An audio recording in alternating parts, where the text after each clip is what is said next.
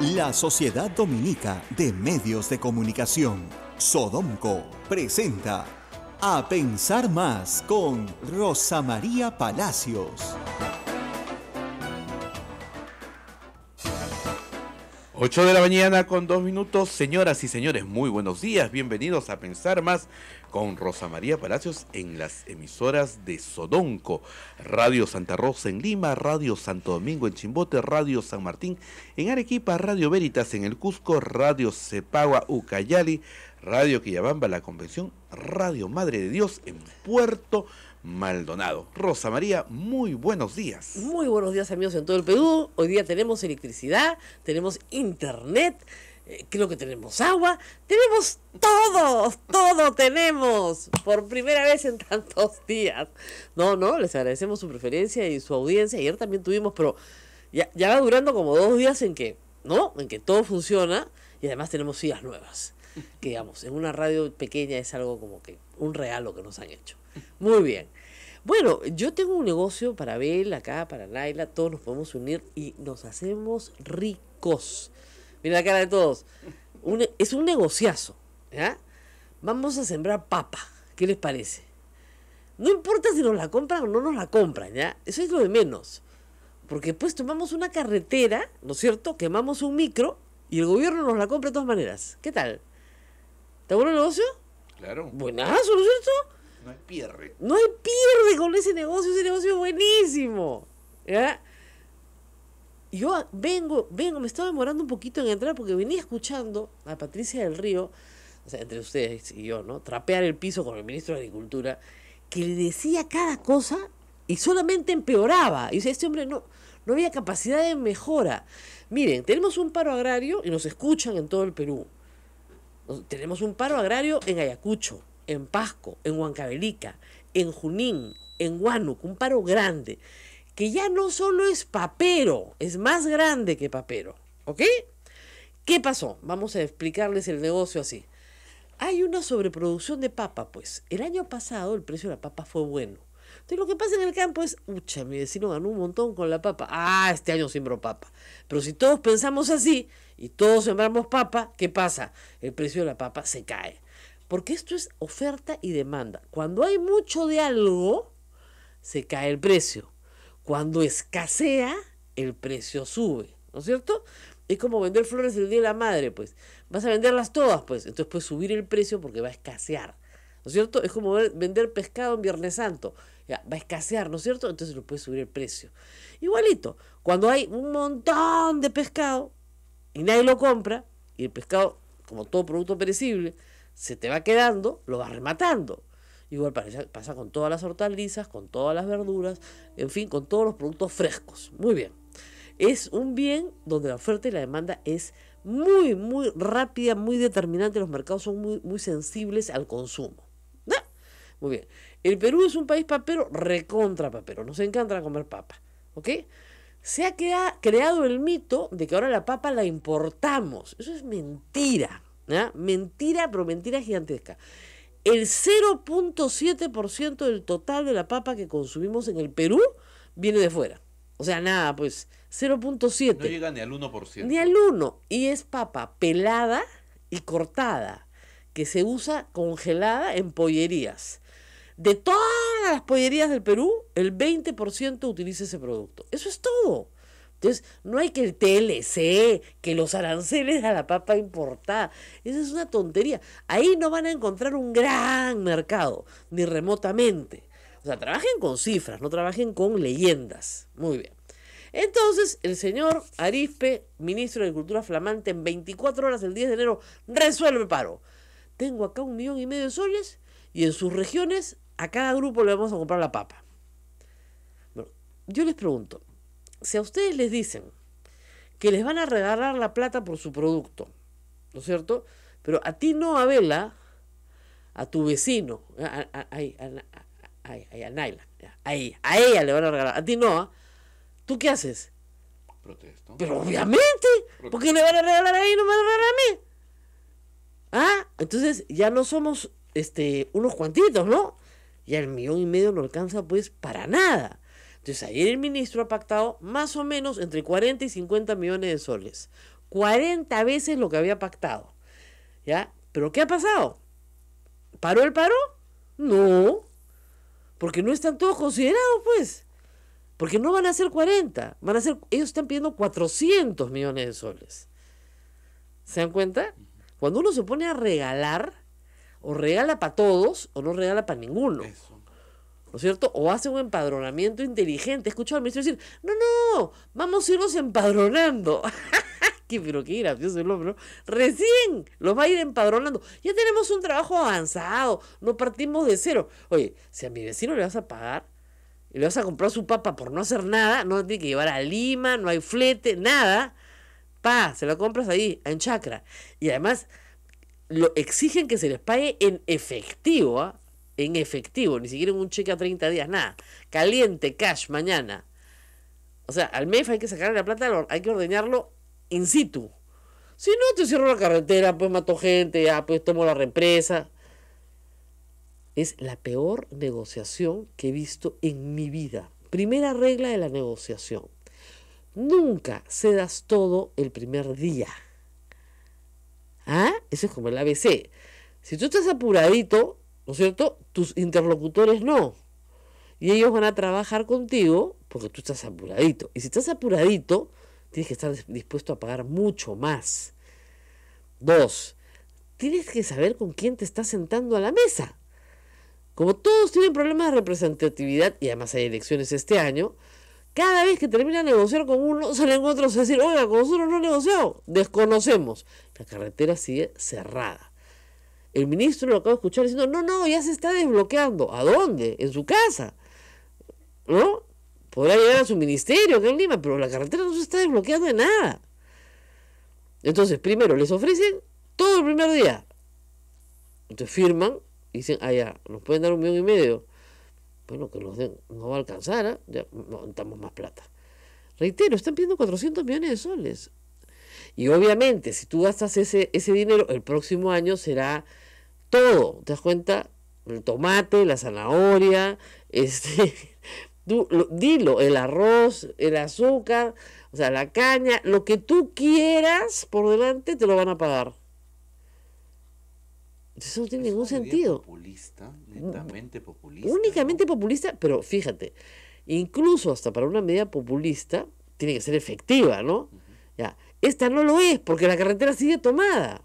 Entonces tú puedes decir, yo pago, pues ustedes me desbloquean la carretera. No, yo pago, firmo, sin que me desbloqueen la carretera. Nunca se negocia con actos de fuerza. Nunca. O sea, nunca. Yo no puedo negociar con una pistola en la cabeza. Si no han visto la película de Churchill, es buenísima, ¿no? Dice, nunca aprende la lección. No se negocia con el león cuando tu cabeza está metida en su boca. ¿Ah? ¿Vas a negociar con la cabeza metida dentro de la boca del león? ¿Qué vas a negociar? Cierra la boca y te come. Primero, entonces yo, encantado de conversar con ustedes. Les vamos a dar tanto, pero me limpian la carretera. Y hay otra cosa. Hay detenidos que tienen que ser procesados. O sea, tú no puedes incendiar un campamento de Electroperú, donde viven ingenieros de Electroperú, en una represa porque resulta que el gobierno te tiene que pagar por tu papa. ¿No es cierto? Eso no es así. No puede funcionar así. Tienen que haber procesados, detenidos y procesados, porque no tienen ningún derecho a hacer lo que han hecho. No tienen ningún derecho a tomar la carretera tampoco. Ninguno, es delito. En el Perú, tomar la carretera es delito. 5 años de pena. Claro, cuando los comiencen a meter presos, ahí nos enteraremos si hay impunidad o no, pero como tantos otros delitos en el Perú, esto es impune. Entonces las pérdidas de miles de personas que nada tienen que ver, el transporte de pasajeros, todo eso está parado, pero absolutamente parado desde hace 3 días. Y el gobierno manda a negociar a este señor con el que está convencido que ya terminó el paro. Acá está completamente, ya levantaron el paro y la carretera sigue cerrada. Entonces, ay Diosito, ¿en qué mundo vive este señor? ¿Que hay agitadores? Pero por supuesto que hay agitadores. ¿Cuándo no hay agitadores? Lo raro, eso sí les digo, lo raro es una huelga en verano. En verano llueve, ayer ha granizado en partes de la sierra, ha llovido duro, igual. O sea, en verano no es época de protestas populares porque es difícil convocar a la gente y difícil permanecer a la intemperie. Estos son actos que tienen que ver con un entorno político inestable en el cual la vacancia está nuevamente sobre la mesa. Y la izquierda está planteando la vacancia. ¿Se dan cuenta? Y no hay nada más de izquierda que, o sea, masas agrícolas que están absolutamente comprometidas con la agenda, si no es de Nuevo Perú, por lo menos con la de Frente Amplio. Eso en el marco de unas elecciones que ya se vienen. Entonces acá hay dos cosas mezcladas, por supuesto que hay dos cosas mezcladas, pero por lo menos que resuelvan el tema de los paperos, ¿no? El otro problema se puede resolver en el Congreso y se debe resolver en el Congreso. Entonces, Frente Amplio y Nuevo Perú han presentado ya nuevamente sus mociones de vacancia presidencial. Lo que ha dicho Fuerza Popular es que apoya las mociones siempre y cuando sea solo por el tema de corrupción, nada que ver con el indulto, que el indulto se resuelva hoy en la audiencia de la Corte Interamericana. Si esas mociones prosperan, necesitan 26 firmas, yo creo que las van a tener sin ningún problema, si es que se reducen al tema de corrupción, de la puerta giratoria, de entrar y salir, con nuevas pruebas y nuevas evidencias, etcétera. Esa moción va a prosperar. El problema es que el Congreso no está reunido. Claro. ¿Ya? Y hay dos posibilidades, o esperan hasta el 15 de marzo, o el Congreso, con un número determinado de firmas, puede autoconvocarse para ver el tema. Sí, señores, por supuesto. Cuando cayó, ustedes se acuerdan, Alberto Fujimori y Marta Hildebrand cae, el Congreso se autoconvocó porque Marta Hildebrand no quería convocar. Y el Congreso se autoconvocó. Es decir, el Congreso se puede autoconvocar con el número, con una mayoría bastante aplastante, se lo puede hacer. Y ahorita la tienen. Para esto la tienen. Ya hay, digamos, 100 votos más o menos asegurados a favor de la vacancia. Entonces, podemos estar, sí, en los últimos días de la presidencia de Kuczynski. Se le dijo y se le advirtió por hacer las cosas mal, en su conducta personal y en su conducta política. Porque como político ha sido un desastre. ¿Tú crees que no le interesa ya ser presidente? A veces Hay una teoría. Lo ¿no? veo con todo desgano. Ahora, ¿te acuerdas que durante la campaña, una vez que pasa segunda vuelta y se va de viaje, la gente decía, este no le interesa ser presidente, ¿no? Sí, había la misma sensación que hay ahora, hace casi 2 años. Como que no es su problema, pero digamos, tenemos parada la carretera central, tenemos parada obra pública, tenemos una cantidad de cosas paradas impresionante. El país sigue adelante porque por el empuje del sector privado y por el empuje de personas, de miles de pequeños y microempresarios que mueven la economía peruana, pero el resto es bien desastroso en este momento. Y porque los precios minerales están subiendo y gracias a Dios, aunque todo el mundo lo odie decir, en el quinquenio pasado se construyeron proyectos de inversión gigantescos como Las Bambas, por ejemplo, o la ampliación de Cerro Verde, que ahora están dando frutos porque ya se está exportando ese cobre. Pero si no fuera por eso, el PBI no estaría creciendo nada. El año pasado hemos crecido a 2.5, o sea, para el potencial que tiene el Perú con buenas políticas y buenas reformas, es absurdo. Este año proyectaban a más de 4. Vamos en enero tan mal que yo no creo que pase mucho tiempo sin que esa expectativa se modifique, ¿no? Entonces, no tenemos la sensación de gobierno. Después de escuchar al ministro de Agricultura, yo he puesto en mi Twitter horrorizada. O sea, no puede ser que este señor diga que no hay paro cuando sí hay paro. Todos los canales de televisión ya se pusieron las pilas, ¿no? Ya mandaron corresponsales, ya tienen imagen. La carretera central está cerrada, la Oroya está cerrada, no hay pase. Y no es la única. Los piquetes se movilizan por todas partes. Y Huánuco está prácticamente es todo el pueblo. Además, el otro problema es que los comercios no están abriendo con toda razón por miedo a ser saqueados, a ser incendiados. Ayer en Huancayo, Real Plaza, que es un establecimiento comercial importante, moderno, fue atacado durante largo rato. Entonces, nadie va a abrir en esas condiciones. Los huelguistas no quieren que los mercados abran, que ningún mercado abra. Y la gente no se puede quedar sin comer pues tantos días tampoco. Entonces, es problema social, sí. ¿Lo está encarando el gobierno de la mejor forma posible? No. Tú no sales y repartes platita porque después vienen por la platota. Ni que fuéramos osos. Mira la cara de Naila, ahorita se está yendo a juntar papa para que se la compren. O sea, es que, de verdad, Es que el ministro dice, no, es que lo compramos algunos, entonces sacamos esa producción y ahí nomás el precio ya sube en Lima. Oye, a ver, de nuevo, a mi vecino le están dando, no un cheque, en efectivo le están comprando su producción, ¿ya? A mi vecino. Y este señor quiere que yo espere a que en Lima sube el precio para ganar lo mismo. Me da cara de ver, ni hablar, quiero mi cheque ahorita, pues. Entonces, así no se hace política pública. Así no se hace política pública. No tienen la más remota idea de lo que están haciendo. Y eso a mí me tiene aterrada. Además, este ministro le ha reconocido a Patricia del Río, bueno, es que no se puede negociar con todos, sería imposible. Entonces, estamos negociando con algunos nomás. Oye, pues ¿está seguro usted que esos son los representativos? No, imposible saberlo. Hay tantos problemas de representatividad en el Perú que es bien difícil saberlo. ¿Y sabes cómo termina? Diciendo que Sendero Luminoso está metida en el paro, ya la típica, ¿no? Muy bien, puede ser. Y que la Defensoría del Pueblo actúa como Sendero Luminoso. Eso es lo que ha dicho. Pati, te digo, señor, la Defensoría del Pueblo defiende a las personas. No, pero no puede ser que Estado esté peleando contra Estado. O sea, ni siquiera sabe para qué sirve la Defensoría. Justamente la Defensoría es el Estado peleando contra el Estado en beneficio de los derechos humanos de las personas. Un ejemplar de la Constitución para el ministro de Agricultura. Es increíble, senderista. Que la Defensoría es senderista. Señor, ¿qué le pasó? No, que los derechos de los que están esperando. Yo defiendo los derechos de los que están esperando. Pero tú no puedes decir que la Defensoría pues es lo mismo que Sendero. Tribilín. Ustedes no entienden el chiste, pero a ver si. Que venga Tribilín y se lo lleve. ¿Ya? Entonces, tú sí entiendes, ¿no? Eduardo entiende el chiste. Que venga Tribilín y se lo lleve. Ese es un chiste generacional. Tienes que tener más de 50 años para entenderlo.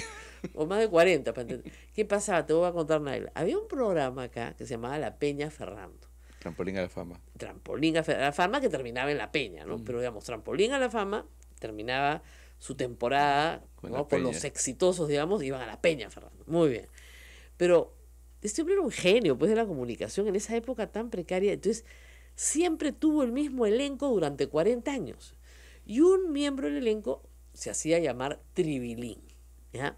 Y a veces, en una época, en los 60, ¿no?, se vestían de policías, él y Carvajal, y se llevaban a los que cantaban mal. O sea, tú arrancabas a cantar y escuchabas que Ferrando gritaba ¡Tribilín!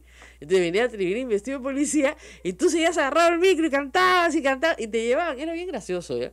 Bien humillante, la verdad, pero era graciosísimo. Entonces cada vez que yo veo una cosa así, ay, Tribilín ya falleció, ¿no? Pobrecito.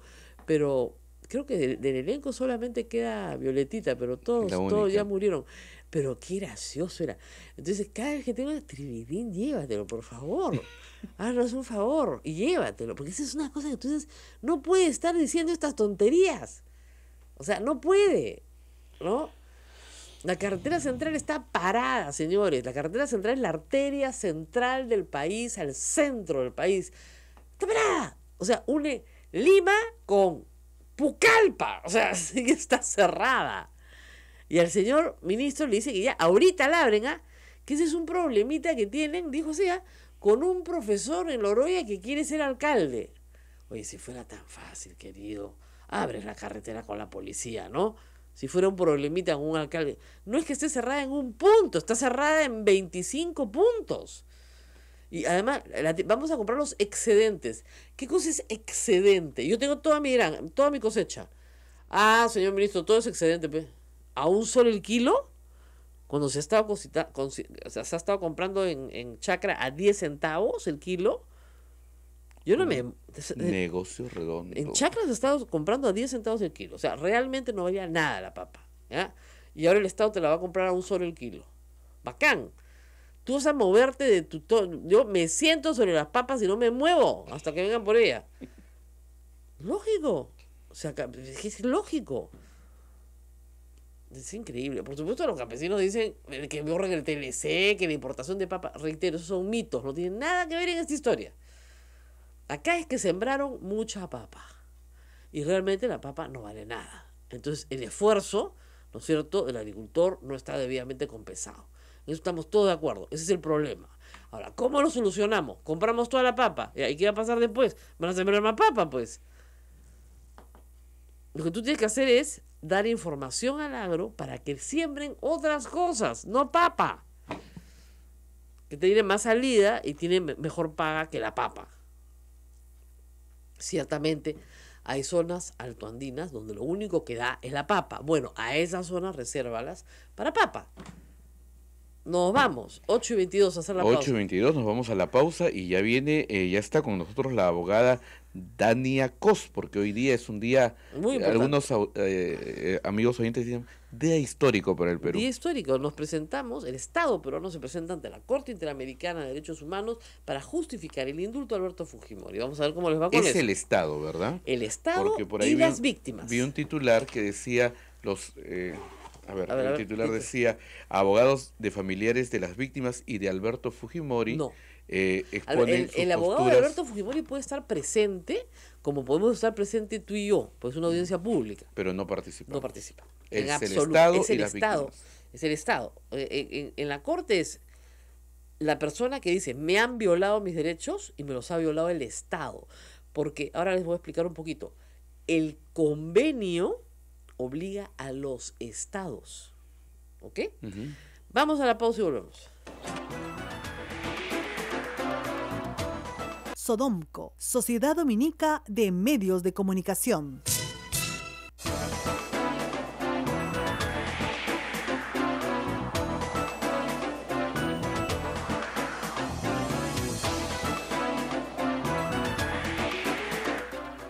Muy bien, 8:26 de la mañana y el Perú hoy, el Estado peruano hoy, enfrenta, como ha dicho Abel, un día histórico.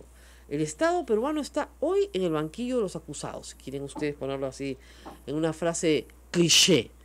La Comisión Interamericana, perdón, la Corte Interamericana de Derechos Humanos se reúne hoy para supervisar la sentencia del caso Barrios Altos. Muy bien.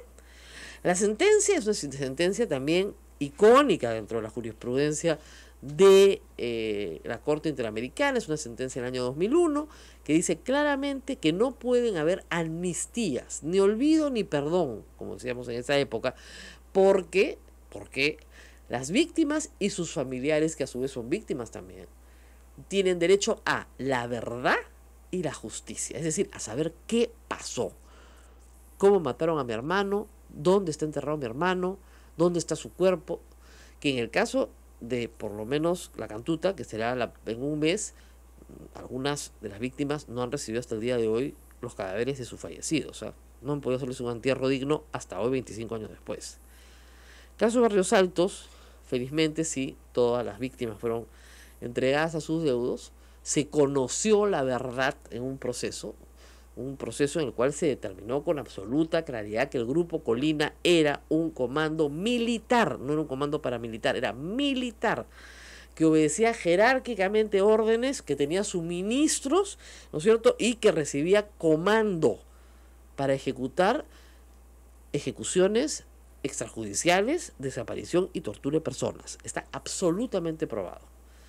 Y que esta estructura no actuaba por la libre o porque se le ocurría, sino que tenían una cadena de mando jerárquica que llegaba hasta el presidente de la República. Y Alberto Fujimori fue condenado a 25 años por formar, ¿no es cierto?, apadrinar, porque hay resoluciones de ascensos, resoluciones de felicitación a este grupo específico firmada por Alberto Fujimori. ¿Ok? O sea, no hay duda de su culpabilidad. Y no hay duda de su condena, le pusieron 25 años. Muy bien. El presidente de la República lo indulta porque está gravemente enfermo. Y lo que se va a discutir hoy, los abogados de las víctimas y el abogado del Estado, porque esas son las partes en este proceso, es si la atribución presidencial de indultar se ha, digamos, ajustado a lo establecido en la sentencia. Es decir, que haya verdad y que haya justicia. Ahora, yo tengo que leer este articulito de la Constitución porque Meche Arauz, nuestra primera ministra, también, igual que el ministro de Agricultura, necesita su ejemplar. Artículo 205. Esta es la Constitución, señores. Estos son sus derechos. Usted tiene derecho a esto. No permita que nadie se lo quite. Escuche bien. Artículo 205. Agotada la jurisdicción interna, quien se considere lesionado en los derechos que la Constitución le reconoce, o sea, sus derechos fundamentales, que son muchos, ¿ah? Vida, libertad, propiedad, contrato, trabajo, expresión, asociación, creencias, culto, todo eso está protegido. Muy bien, muy bien. Aquel que se considere lesionado en los derechos que la Constitución reconoce puede recurrir a los tribunales u organismos internacionales constituidos según tratados o convenios de los que el Perú es parte. O sea, estamos facultados para ir no a una corte extranjera, como se decía en tiempos de Fujimori, sino a la justicia supranacional. ¿Y por qué supranacional? Porque el Perú es parte de ese tribunal. No es un tribunal extranjero, somos parte, es parte de nuestro sistema de justicia, no es ajeno a él. ¿Y por qué no es ajeno a él? Porque en el año 68, ¿no es cierto?, en el marco de la OEA, se elaboró y se puso a disposición de todos los estados que conforman la OEA un tratado. Ese tratado se llama comúnmente Pacto de San José o Convención, ¿no es cierto?, de San José, o Pacto de los Derechos Políticos de San José de Costa Rica. La Convención, ¿no es cierto?, establece nuestros derechos, igual que la Constitución, se parecen mucho, ¿no es cierto? Muy bien. Es muy moderna para esa época, además. El Perú, que estaba en una dictadura militar, no adscribe ese pacto sino hasta el final de la dictadura militar, cuando ya estaba reunida la Constitución del 79, la Constituyente del 79. Esa convención no solamente contiene un listado de derechos, sino contiene también un sistema de administración de justicia, que se compone de dos organismos fundamentales. Una comisión que investiga, ¿no es cierto?, y presenta el caso ante una corte. Todos los casos que estamos viendo, Cantuta, Barrios Altos, ya pasaron por la comisión, ya pasaron por la corte, ya fueron sentenciados hace años. Y el Perú ya aceptó esas sentencias. Y la sentencia no dice póngale 25 años a Alberto Fujimori. Lo que dice es, usted, Estado, para cumplir con lo que dice con la convención, está obligado a llevar a cabo un proceso, culminarlo y establecer si las personas son inocentes o culpables. Eso es lo que dice la Corte a todo el mundo. O sea, no se me haga el loco con que nunca va a enjuiciar a las personas que han cometido graves violaciones a los derechos humanos. Y cuando son graves violaciones de derechos humanos, ¿saben qué pasa? No prescriben. No prescriben nunca. Se pueden perseguir. Entonces, no sé si me han seguido o no, pero esa es la historia. ¿Me entendiste? A ver, mi focus, Eduardo. Naila, ¿entendiste? Entonces, no es una corte extranjera, ¿ok? Es como si ustedes me dijeran que la Corte Internacional de Justicia, la Haya, es una corte extranjera. No, no es una corte extranjera, es una corte a la cual, por el Pacto de Bogotá, estamos sometidos peruanos y chilenos. Por lo tanto, una disputa de delimitación marítima la podemos llevar a esa esfera. Y ambas partes nos sometemos a lo que diga la Corte. Porque si no nos sometemos a lo que dicen las cortes internacionales, ¿qué somos? Somos un país paria, pues somos un país salvaje. Tú no puedes parar y decirte, esa sentencia yo no la reconozco. Ah, ya papito, camina. Eso hizo Fujimori con el caso Ibcher. Eso hizo Fujimori con el caso de los magistrados del Tribunal Constitucional. Miren dónde terminaron, ¿no es cierto?, las víctimas y dónde terminó el victimario. Entonces, no lo hagan. O sea, si el presidente Kuczynski quiere pasar a ese nivel de la historia, su ahora amigo Alberto Fujimori debería darle un buen consejo y decirle, ¿sabes qué? No lo hagas porque yo lo hice por consejo de Montesinos y no fue pésimo. ¿Ok? Muy bien. La Corte sirve para muchos derechos. Han ido los trabajadores del Citramún, así como han ido personas desaparecidas. No solamente es para el derecho a la vida, es para el derecho a la vida, para el derecho a la libertad, para la libertad de expresión, para un abanico de derechos que la gente cree que no tiene. Eso a mí siempre me preocupa. La gente cree que no tiene derechos. Sí los tiene. Sí los tienes a pesar de que no los quieras tener porque son irrenunciables. ¿Ya? Tú pensaste que no tenías, no puedes renunciar a ellos. Listo.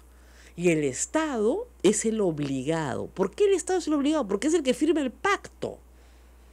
Por lo tanto, el victimario, que en este caso es Alberto Fujimori, no tiene nada que decir en la audiencia. Porque acá es la víctima frente al Estado. Tu Estado me tenías que hacer cumplir la ley. Esa es la demanda, porque ese es el pacto. El pacto obliga ¿a quién? A los estados, no a las personas, a los estados. ¿Y las víctimas son quiénes? Personas naturales. Víctimas, que se presentan como persona natural, ¿no es cierto? Rosa María, Eduardo, Naila, personas naturales. Eso es. Bueno, estamos con la doctora que les va a contar lo mismo que yo, pero ya con papitas se los hubiera explicado más fácil, pero el gobierno las está comprando todas. ¿Ya? Entonces, ¿no? Hoy día no se puede explicar con papitas porque el gobierno está que compra papitas como loco. Estamos con Diana Cox, que ella es como usted. Dania. Sí. Dania. Es un nombre nuevo. Dania Cox, que es abogada de la Comiset, que estuvo con nosotros hace unos días, que se ha quedado en Lima, como dicen, cuidando la casa, porque el resto se han ido a Costa Rica. Están hoy día en unos minutos ya en audiencia. Muy bien. Explícale, por favor, doctora, al público, ¿qué va a pasar en esta audiencia? Porque la gente dice, va a salir un juez grande y va a decir, Fujimori a la cárcel. No, explíquele a la gente qué pasa en esta audiencia. Usted ha ido a varias audiencias allá, o sea que cuéntenos qué pasa acá. Bueno, como decías, la Corte Interamericana... Tienes que pegarte al micro, ¿sí? Como decías, la Corte Interamericana no juzga personas, juzga estados. Entonces, lo que va a ver la Corte Interamericana es si el indulto se dio respetando los parámetros normativos nacionales e incluso también internacionales. Entonces, básicamente la dinámica es que le dan 20 minutos a los agentes de Estado para que presenten su caso y digan por qué es que consideran que el indulto es válido. Luego 20 minutos para los representantes de las víctimas. Hay una suerte de réplica y dúplica y luego los jueces hacen las preguntas. Muy bien. La audiencia es corta y luego entran a un proceso de deliberación que en este caso, dado la gravedad, yo creo que debe tomar 3-4 semanas, no más. Yo lo sé, pero digamos, en esta audiencia no se resuelve nada. Además, entiendo que ven este caso y van a haber otros casos durante la mañana. Así es. De hecho, el primer caso que va a ver la Corte hoy día es un caso también contra Perú. Del Tribunal Constitucional, ¿no es cierto? Del Frontón, del sí. Frontón. Del ¿Por Frontón qué? a propósito de la acusación constitucional que hay contra los magistrados. Exactamente. Lo que está viendo el tribunal ahí es si el Estado peruano está persiguiendo a los magistrados constitucionales. ¡Qué vergüenza! ¿No es cierto? Es, en realidad, un asunto muy delicado para el Estado. Ahora, los 20 minutos, yo he escuchado la defensa del Estado. No, yo he escuchado la defensa de Alberto Fujimori. La defensa del Estado, la verdad que ni siquiera la he escuchado. ¿Quién han nombrado como procurador? Han nombrado como procuradores a personas privadas. O sea, a mí me sorprendió también un poco porque el proceso de nombrar procuradores en el Consejo de Defensa Jurídica del Estado tiene todo un procedimiento. Así es. Y los procuradores son funcionarios públicos, trabajan dentro de la Procuraduría Supranacional y hay pues sí procuradores ad hoc para casos específicos. Claro. ¿No? Pero para casos, En este caso han sido procuradores ad hoc. pero para la audiencia nada más. Solo para la audiencia. Solamente para la audiencia, abogados privados, ¿no? ¿Quiénes son? Son el señor, se me ha ido el Ya. nombre en este momento. Pero en ese, discúlpame. o sea, tiene 2 abogados privados del Sí. Estado contratados solo para la audiencia. Solamente Nada, para la entonces tienen que audiencia. ir a defender que el presidente, ¿no es cierto?, en uso de la atribución concedida en el artículo 118 puede indultar. Cosa que no está en discusión, ¿no es cierto? Ustedes no discuten que el presidente puede indultar. No. De hecho, las víctimas, los familiares de las víctimas se han mostrado siempre abiertos a un indulto humanitario, pero respetando, ¿no?, también sus derechos. Entonces, ellos siempre han dicho, o sea, si es que Alberto Fujimori está enfermo, bueno, ¿no? Pero tienes que escucharnos a nosotros también, ¿no? Nosotros también tiene que ser un proceso transparente, probo. Ahora, no hay ninguna obligación cuando se da un indulto humanitario de pedir perdón, de acercarse a las víctimas. Eso no existe en nuestra legislación. Sin embargo, la mayoría de la gente en encuestas señala que eso debió suceder, que eso era lo humanitario. Incluso las mismas víctimas dicen, el presidente de la República nunca nos ha recibido y le hemos pedido hablar con él. ¿Tú crees que eso hubiera pesado si es que el presidente hubiera recibido a las víctimas, si es que se les hubiera pedido perdón, si es que se les hubiera dicho que se le va a dar todas las garantías, por ejemplo, a las señoras de la Cantuta para encontrar a sus hijos? ¿Tú crees que eso hubiera cambiado? ese es precisamente el punto trascendental que va a analizar la Corte Interamericana, porque yo me imagino que la defensa del Estado va a decir, bueno, esta es una potestad constitucional del presidente. El señor está enfermo. Exacto, se ha respetado lo que dice la ley formalmente, aunque el proceso, bueno, los plazos, no la premura, el contexto político hicieran parecer que en realidad no se ha respetado tanto el proceso, pero van a decir, se ha cumplido con los mecanismos formales, está el informe, está el informe médico, está el informe de... Bueno, mentira, porque hay vicios ahí por todas partes. No quieren enseñar el expediente porque está repleto de vicios, porque hasta eso lo han hecho mal. Ok.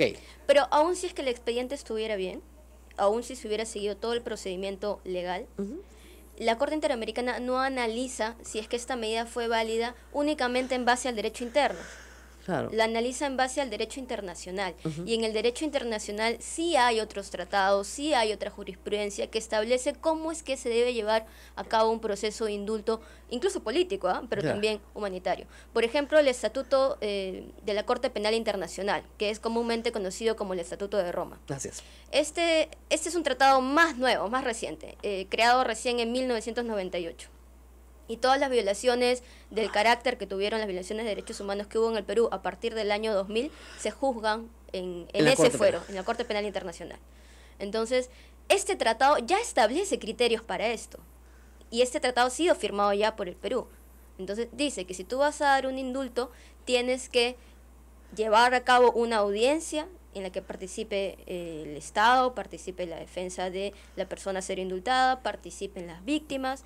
Tienes que tomar en consideración si es que el que va a ser indultado ha pagado la reparación civil o ha facilitado el decomiso de sus bienes para pagar la reparación civil. En el caso de Fujimori no ha pagado un solo sol, ni a las víctimas ni al Estado por los casos de corrupción por los que ha sido sancionado.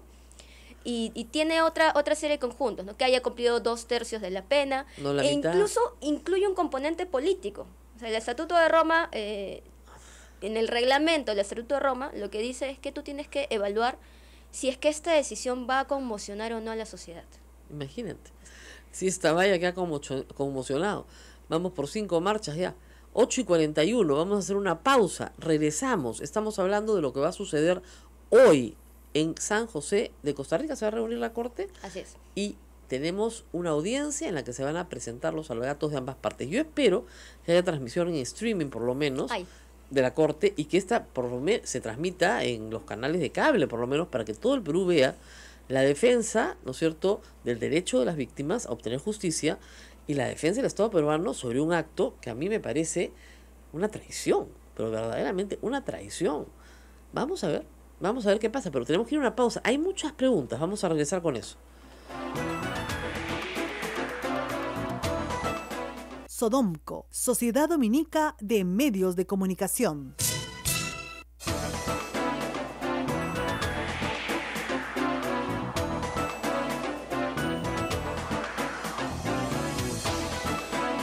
Tenemos preguntas que están llegando por Facebook, Twitter, de nuevo. La típica pregunta, ¿no? El Perú es un país soberano. ¿Por qué obedecemos a una corte extranjera? Ya lo expliqué, lean el artículo 205 de la Constitución, pero la doctora lo va a explicar de nuevo. A ver, por enésima vez. Sí. Bueno, el Perú sí es un país soberano, pero precisamente por eso, soberanamente, hemos firmado un tratado al cual nos obligamos a cumplirlo. Igual, soberanamente firmamos el TLC y tenemos que cumplir las disposiciones del TLC. Entonces, soberanamente firmamos el Pacto de San José y tenemos que cumplir las disposiciones del Pacto de San José, porque a eso nos hemos obligado nosotros mismos. Así es. Y usted dirá, oiga, pero qué mal, ¿quién firma estos tratados que son pésimos? No, gracias a esos tratados y gracias a que el Perú ha sido, el Estado peruano, un sistemático violador de derechos humanos, el Perú es caserito de la Corte, es el cliente número 1 de la Corte. La primera sentencia de la Corte sale en el año 88, me parece. Y de ahí para adelante, ¿ustedes saben cuántos casos peruanos hay esperando en la comisión? En la comisión, más de 1000. Más de 1000. Entre ellos el mío, yo también tengo uno, por si acaso. De hecho, la mayor carga procesal que tiene la comisión en este momento son casos laborales, de pensionistas o de gente arbitrariamente cesada. Así es. Entonces, ni siquiera son casos que... Ay, pero eso no es derechos humanos. Claro, el derecho al trabajo es un derecho humano. Están protegidos. Entonces, hay gente que sí pelea muchos años, porque esto demora muchísimos años. No saben lo lento que es. Yo tengo una acción de amparo en el Perú que no se ha resuelto en 4 años. Hemos presentado hace 2 años una queja a la comisión y hasta ahora la queja tampoco se resuelve. O sea, para que vean la carga procesal que hay. Entonces, y además, les advertimos, se van a morir los demandantes, ya se murieron 2, ni con esas. Entonces, hay que tener claro que esta corte no es una corte extranjera que atenta a la soberanía. ¿Por qué? Porque nuestra Constitución, se los leí al principio, el artículo 205, le concede a todo peruano el derecho de ir a ese tribunal. Entonces, la Constitución prevalece. Claro, pues, si la Constitución está diciendo que tengo derecho a ir a ese tribunal, tengo derecho, pues, entonces prevalece, pues. Y yo tengo derecho a ir a ese tribunal porque considero que como víctima, como agraviada, ya reconocida en sentencias previas de la Corte, el Estado no está cumpliendo lo que me ofreció. El tema central acá, doctora, es la salud de Alberto Fujimori. Y lo que tiene el señor Fujimori como grave es una cardiopatía que es, a ver, ¿cómo les explico? Que casi todos los viejos del Perú tienen, ¿ok? A veces le da taquicardia. Es una cardiopatía auricular, ¿no es cierto? Tomas una pastillita que te licúa un poquito la sangre, ¿no es cierto? Haces una buena dieta y ¿no es cierto? Y te mantienes físicamente bien, puedes vivir hasta los 100 años. Ningún problema. El señor no le han tenido que poner una válvula, no le han tenido que poner un stent, no tiene un bypass, no tiene absolutamente ninguna intervención quirúrgica en el corazón. ¿Eso justifica un indulto? Bueno, hay que ver ahí lo que dice exactamente la norma, ¿no? Entonces, el indulto humanitario puede darse bajo 2 supuestos. Uno es una enfermedad grave y terminal, claro, que no es el caso. Y el segundo es una enfermedad grave, incurable, degenerativa, pero que tiene otro presupuesto, que es que se agrave y ponga en riesgo la vida las condiciones carcelarias. Claro. Entonces, pues, tú puedes tener una enfermedad, pero si vives en una prisión de oro, ¿no? Como es la de Iroes, que tienes pues unas condiciones carcelarias envidiables para el resto de los reos del país. Alberto Fujimori tiene unas condiciones de atención a su salud envidiables no solamente en una cárcel, sino en cualquier lugar del Perú. Tiene un médico permanente a su disposición, permanente, perpetuo, además del doctor Aguinaga, y cada vez que hace achú, lo toman en una ambulancia y lo llevan aquí al Centenario. O sea, díganme ustedes a qué familiar suyo que ustedes conozcan de esa edad, le pueden dar un trato similar en el Perú. A ninguno. O sea, ha excedido toda duda que pueda haber internacional sobre un tratamiento humanitario, más que humanitario. Se le ha hecho un departamento propio, que creo que es de 300 metros cuadrados, solo para él, con huerta, con sala de pintura, con sala de reuniones, baño propio, su dormitorio. ¿Qué preso en el Perú tiene esas condiciones carcelarias? Ninguno, ni siquiera los que no están presos tienen esas condiciones. Naila no tiene esas condiciones de vida. Tú tienes un departamentito de 300 metros para ti sola, con tu huerta al lado, no tienes, ¿no? Ya, pues Fujimori, que estaba preso, sí. Entonces, nadie puede decir que en el Perú se ha sido cruel con Alberto Fujimori. Crueldad es lo que están haciendo con Nadine Heredia, eso es crueldad. ¿Ya? Pero con Alberto Fujimori, su defensa no puede decir no, es que ha sido un trato cruel. Ahora, estar preso en sí mismo, por supuesto, la privación de la libertad es un castigo terrible, pero es el castigo que le impuso una corte, o sea, en doble instancia, en un juicio justo, con defensa. Ahora, ¿qué puede pasar? La gente decía, ¿qué pasa si en 3 o 4 semanas perfectamente la corte saca su resolución? ¿Qué puede decir la corte? A ver, posibilidades. Algunos andan diciendo, ¿no?, que la corte va a revocar o que la corte va a anular el indulto, y eso no es técnicamente correcto, ¿no? Porque la corte no es un tribunal nacional. Lo que dice la corte es que el indulto ha incumplido con la obligación del Estado de reparar a las víctimas, de brindar justicia. Es decir, que significa impunidad y no ha cumplido con su obligación de investigar, procesar y sancionar, porque la condena que se impuso no fue efectiva, ¿no? Así es. Entonces, lo que la Corte va a decir es que este indulto no cumple con los parámetros del derecho nacional e internacional y por lo tanto podría ser, como hizo en la sentencia del mismo caso Barrios Altos con la ley de amnistía, decir que carece de efectos jurídicos. O sea, lo que puede decir la Corte es que el indulto carece de efecto jurídico. eso automáticamente genera ¿qué? La obligación del Estado de revertirlo a nivel interno. Entonces tiene que salir una resolución del Estado declarándolo nulo. Es lo mismo que pasó con las leyes de amnistía en el país. Exactamente. O sea, se Sí. derogaron a nivel interno después de la decisión de la Corte Muy bien. Y Interamericana. supongamos que el señor Kuczynski no quiere derogar el indulto.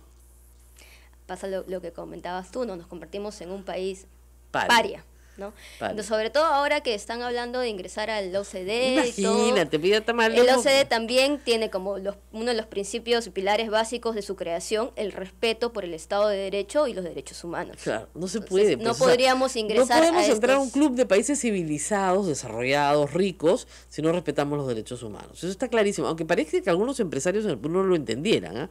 Que creen que las libertades económicas van por un lado y las libertades políticas por otro. No, son las dos caras de la exacta misma moneda. No tienes unas sin las otras. Y no te das cuenta hasta que te das un tortazo en la cara.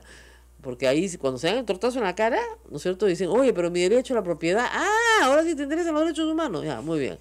Entonces, la Corte puede decir, no se ha respetado, ¿no es cierto?, la sentencia de Barrios Altos, por lo tanto, carece de efecto. Muy bien. Pero podría decir, queremos un panel médico internacional. ¿Podría decir eso? Podría decirlo, lo que va a hacer yo creo que esta es una oportunidad perfecta para la Corte, porque de acuerdo a su jurisprudencia se han prohibido las amnistías, se han prohibido los indultos políticos, pero Así no es. hay ninguna sentencia que hable sobre los indultos humanitarios. Claro. Y estos per se no están prohibidos por el derecho internacional. No, porque es humanitario, pues Exacto. obviamente. No puede dejar que una persona se muera, etcétera. ¿no? O sea, todos tenemos derechos, incluso Así es. Alberto Fujimori, y él tiene derecho a solicitar un indulto humanitario. El tema es que los derechos de uno no pueden estar sobre los derechos del otro. El derecho de Fujimori a que, digamos, si es que está peligrando su vida a salir de la prisión, no puede violentar el derecho a las víctimas a no tener Obtener impunidad, ¿no? En su caso, a obtener justicia. Entonces, lo que tienen que hacer es precisamente ponderar estos dos derechos y tomar una decisión que sea transparente, que sea proba. Por eso, el Estatuto de la Corte Penal Internacional prevé la participación de los familiares, y los familiares mandaron una carta al Ministerio de Justicia solicitando formar parte de la Junta Médica que evaluó a Alberto Fujimori. Entonces, la Corte Interamericana bien podría decir que este indulto no es válido y decir cuáles son los pasos que tú tienes que llevar a cabo Perú para dar un indulto humanitario que sí sea válido acorde al derecho internacional. Que de hecho sí tenemos jurisprudencia de nulidad de indulto, Así que es. es la jurisprudencia Crucillat. O sea, el Estado peruano ya declaró nulo un indulto. Dice, no, eso no se puede. No, ya. Y efectivamente el Tribunal Constitucional dijo no solamente que se podía, sino que el presidente de la República debía motivar su resolución.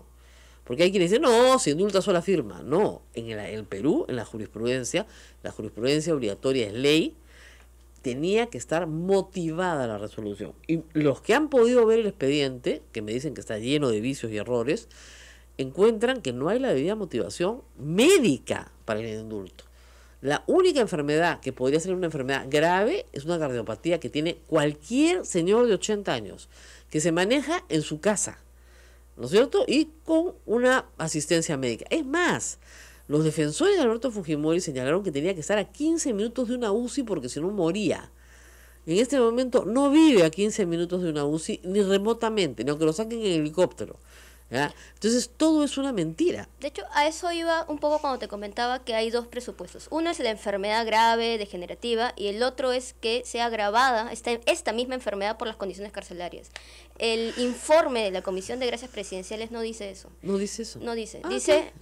que Fujimori tiene esta cardiopatía, que es grave, degenerativa, como lo es en muchos adultos mayores, ¿no? Claro. Pero que se cuida con una pastilla.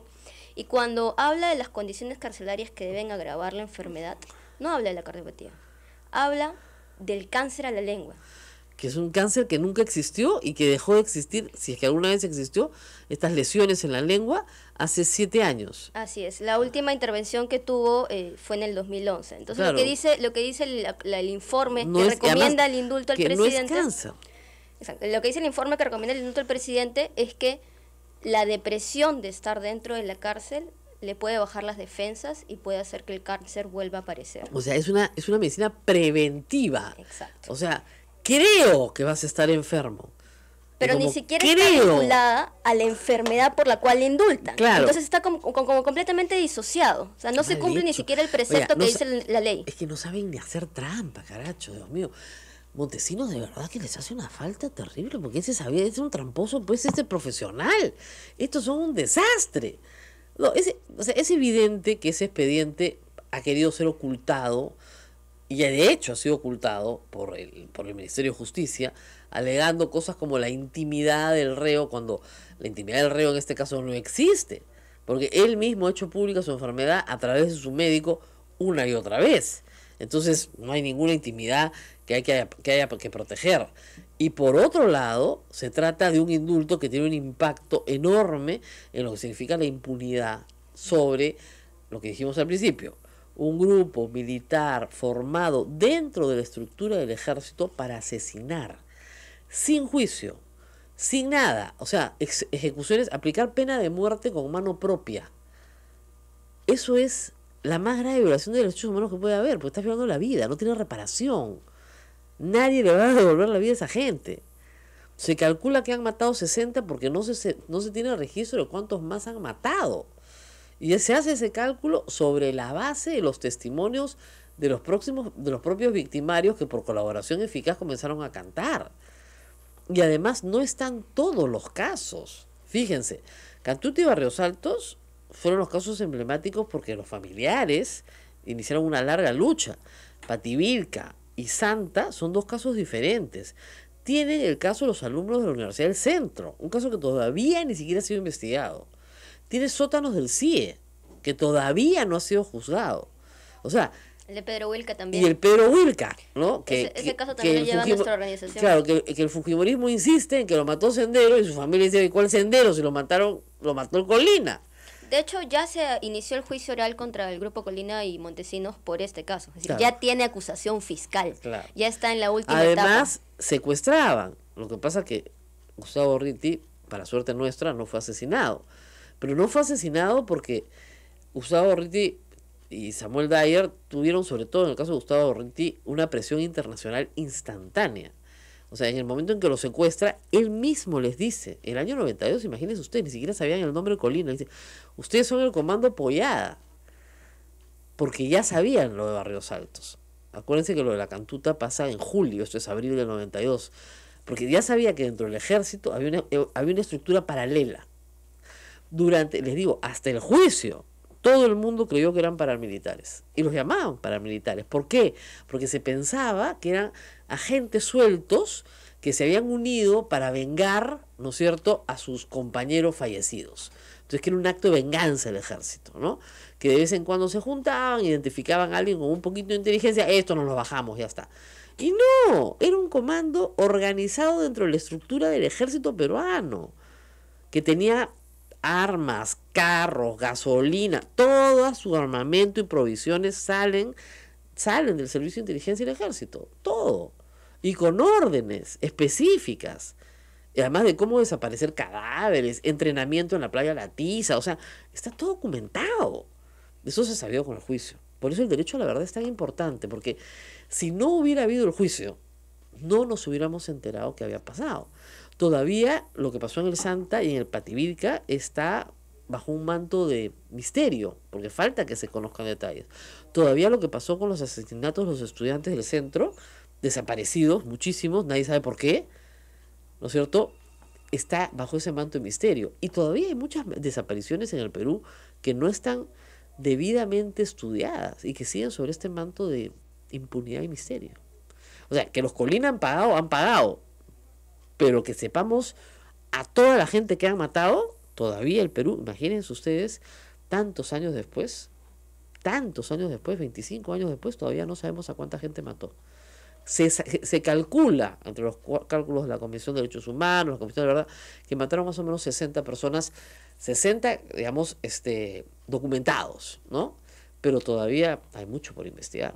Imagínense ustedes, pues, y eso lo indultas. No sé si recordarás que hace 2 semanas salió un ex miembro del Grupo Colina que ya está en libertad porque cumplió su condena, a decir incluso que mataban con machetes y piedras como Sendero y escribían pintas con la sangre de Exactamente. las personas en la pared. Entonces, ¿cuántos de estos asesinatos que hicieron pasar como asesinatos ejecutados por terroristas no se sabe cuáles fueron autoría del grupo Bolívar en Exactamente. realidad? Hasta que terminen de hablar ellos mismos, porque obviamente muchos se llevarán sus secretos pues a la tumba.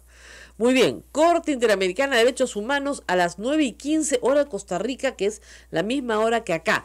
En 15 minutos empieza, todos atentos. Primero habla el Estado. Creo que la audiencia empieza a las 10:15. 10:15, eso, entonces tenemos una hora de diferencia con Lima. Sí, pues. Hay streaming en la página web @corteidh. En Twitter lo pueden seguir. Dicen que acá debería comenzar 9:15 hora de Perú, de repente hay una confusión y es 10:15 hora de Perú, 9:15 hora de Costa Rica, ¿ok? Pero en todo caso está a su disposición, 20 minutos, dúplica, réplica, preguntas, durará 1 hora la audiencia. A todos los interesados tienen que verlo. Muy bien. Nos despedimos porque hoy día es misa. Nos vamos, Rosa María, nos vamos hasta el día lunes. Feliz fin de semana para todos. Chao. Y qué bonita manera de despedir la semana porque hoy día es la misa del Señor de la Justicia. Que se haga justicia. Que sea justicia. Nos Nos vemos. Chao.